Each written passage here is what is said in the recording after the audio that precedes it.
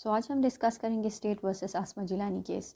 اس میں ہم اس کی background, facts of the case, judgment اور آفٹر میتھ کیا کیا ہوئے وہ چیزیں ڈسکس کریں گے. بیک گراؤنڈ کو اگر ہم دیکھیں تو اس میں ہمارے پاس بیسیکلی 3 رولرز کی باتیں آتی ہیں، ایوب خان، یحییٰ اور بھٹو کی. سب سے پہلے اگر ہم ایوب خان کو دیکھیں تو ایوب خان کا جب سکندر مرزا ایوب خان کو حکومت سونپ دیتے ہیں تو 1959 میں ایوب خان آتے ہی بیسک ڈیموکریسی انٹروڈیوس کرتے ہیں. اکارڈنگ ٹو ہم جو ڈیموکریسی ہے وہ اس وقت صحیح ہوگی جب باٹم سے اسٹارٹ کیا جائے گا، یعنی باٹم کی جو لوکل گورنمنٹ ہے وہ صحیح سے ورک کریں گے تو آگے بھی لوگ صحیح سے کام کریں گے. پھر 1960 میں لوگوں کے کانفیڈنس لینے کے لیے ریفرینڈم کرواتے ہیں، جس میں صرف ایک ہی کوشچن ہوتا ہے کہ do you have confidence in the field marshal Ayub Khan, yes یا نو میں جواب دینا ہوتا ہے، اور لوگ افرمیٹو میں جواب دے دیتے ہیں اور تو بس ایوب خان پریزیڈنٹ بن جاتے ہیں. پریزیڈنٹ بننے کے بعد 1962 میں کانسٹیٹیوشن دے دیتے ہیں اور پھر 1965 میں الیکشن کرواتے ہیں. اور الیکشن میں ان کے اپوزیشن میں فاطمہ جناح جو ہوتی ہیں وہ اپوزیشن پارٹی کی چیئرمین ہو کے ابھرتی ہیں اور وہ اس کے ساتھ کمپٹیشن میں آ جاتے ہیں. لیکن سم ہاؤ سرپرائزنگلی فاطمہ جناح ہار جاتی ہیں اور ایوب خان جیت جاتے ہیں.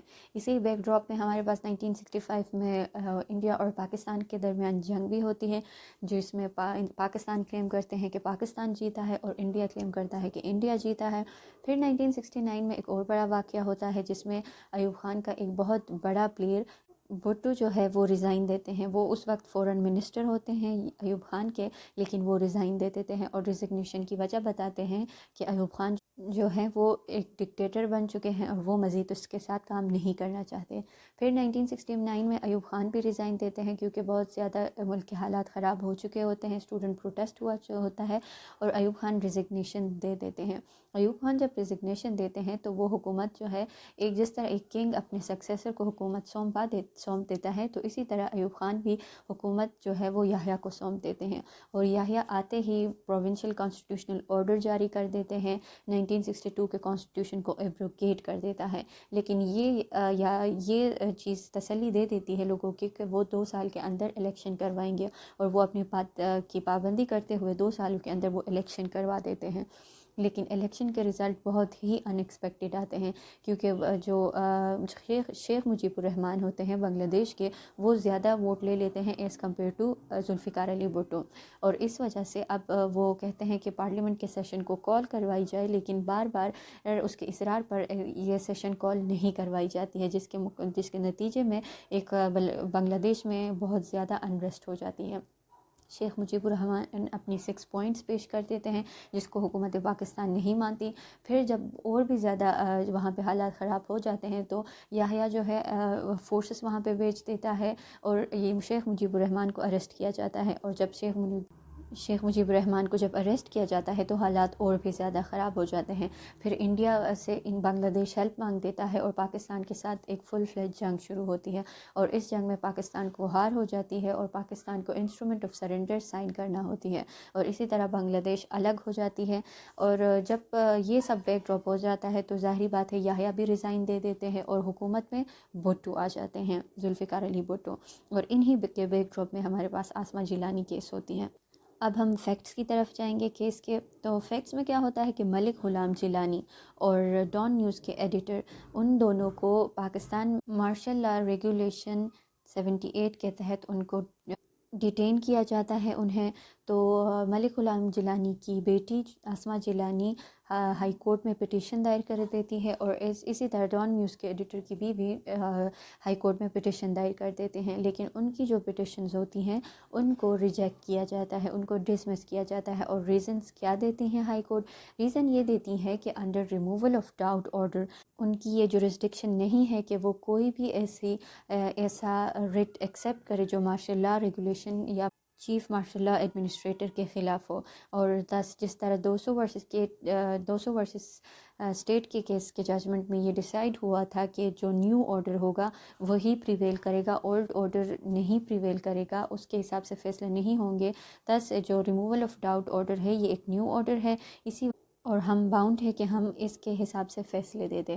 اور اسی طرح ہائی کورٹ جو ہے ان پٹیشن کو ڈسمس کرتی ہیں. جب یہ پٹیشن ڈسمس ہوتی ہیں تو اپیل فائل کی جاتی ہے سپریم کورٹ کے اندر. اب سپریم کورٹ کے سامنے چند سوالات ہوتے ہیں جن کو ڈیٹیل میں ڈسکس کرنا ہے. سب سے پہلا جو سوال کورٹ کے سامنے ہے وہ یہ ہوتا ہے کہ جو اسٹیٹ ورسز 200 کیس تھا کیا وہ صحیح تھا اور کیا وہ اس سرکمسٹانسز میں اپلائی ہوتا ہے کہ نہیں. نمبر 3، اگر کوئی سورس انلیگل ہو تو اس کے پریسیڈنگ ایکشنز لیگل ہوں گے یا انلیگل ہوں گے. مارشل لاء کیا ہے اور ریموول آف ڈاؤٹ آرڈر کیا واقعی میں کورٹ کی جورسڈکشن کو اتنا ہی لمیٹڈ کر دیتا ہے، اور کیا ایک پروکلیمیشن جسٹ بائی پروکلیمیشن ایک پورا سول ایڈمنسٹریشن کو ڈسٹرب کیا جا سکتا ہے یا نہیں. اب ان سوالوں کے جواب سپریم کورٹ اپنی ججمنٹ میں دے دیتا ہے. سب سے پہلے جو سوال کہ اسٹیٹ ورسز 200 کیس جو ہے وہ رائٹ تھا، وہ اس کیس پہ اپلائی ہوگا یا نہیں ہوگا. تو جو کورٹ میں ڈسکشن چلتی ہے کہ اسٹیٹ ڈیسائزز کا پرنسپل اپلائی ہوگا. جس طرح مہدی حسن اور افتخار کے کیس میں یہ پریسیڈنٹ اپہیلڈ ہوا تھا، اسی طرح اس کیس میں بھی اس کو اپہیلڈ کرنا ہوگا. لیکن کورٹ یہ رولنگ دے دیتی ہے کہ فزیکل اور کرمنل اور انڈیویجول لبرٹی اگر اسٹیک ہوگی تو ان تمام سچویشن میں کورٹ باؤنڈ نہیں ہے کہ اپنی پریویس ججمنٹ کو ہی اپہیلڈ کرے. کورٹ اس سے ڈیفرنٹ بھی جا سکتی ہے. پھر نیکسٹ جو ہے شریف الدین پیرزادہ، جو امائکس کیوری ہوتے ہیں کورٹ کے لیے، وہ کہتے ہیں کہ جو اسٹیٹ ورسز 200 کی جو ججمنٹ تھی وہ بہت ہی زیادہ جلدی میں دی گئی تھی.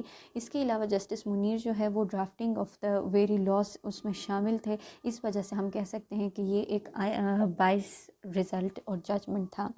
اس کے علاوہ یہ ہنس کیلسن کی تھیوری کو بہت زیادہ ڈیٹیل میں ڈسکس کرتے ہیں اور یہ پوائنٹس ڈیڈکٹ کر دیتے ہیں کہ ہنس کیلسن کی جو تھیوری ہے یہ ایک نارمیٹیو نارمز ہیں، یعنی کیا کام کرنا چاہیے یا نہیں کرنا چاہیے ان کے بارے میں بتاتی ہے. یہ ایک صرف جورسٹک پروپوزیشن ہے اور یہ ایفیکیسی آف چینج کی بات کرتی ہے، اور ایفیکیسی آف چینج ہی اس کا مین پوائنٹ ہے. اور جبکہ اس سارے کے سچویشن میں جو 200 کا جو سچویشن تھا اس میں یہ بہت ہی زیادہ جلد بازی میں دی گئی تھی، اور اتنی جلد بازی میں ایفیکیسی آف چینج کو معلوم کرنا بہت مشکل ہوتا ہے. اس کے علاوہ یہ ایک انٹرنیشنل لاء کا پرنسپل ہے، اس کو ہم میونسپل لاء پہ اپلائی نہیں کر سکتے. اسی طرح یہ باتیں کہہ کر انہوں نے جو اسٹیٹ ورسز 200 کی ججمنٹ تھی اس کو اوور ٹرن کیا. پھر آتے ہیں نیکسٹ پہ کہ جو ٹرانسفر ہوئی تھی پاور کی، کہ Ayub Khan radio broadcast میں کہتے ہیں کہ یہ آپ کی کانسٹیٹیوشنل ڈیوٹی کی ہے کہ آپ پاکستان کو سیو کریں اور حکومت اس کو سنبھال دیتے ہیں.